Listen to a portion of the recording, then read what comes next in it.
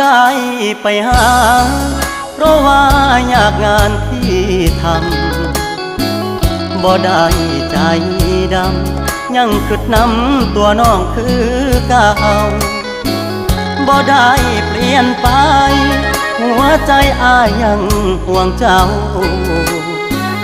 บ่ได้ปล่อยให้เงาเสาร์อาทิตย์ติดงานโอทีได้แต่โทรหา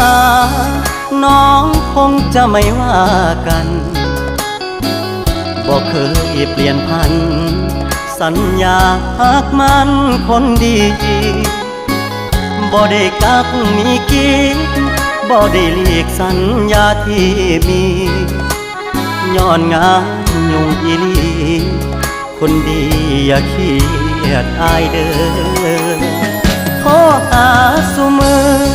เจ้ามาคือน้อยใจเฮ็ดหยังหยุดงานวันวางจะเดินทางเพื่อไปพบเจอ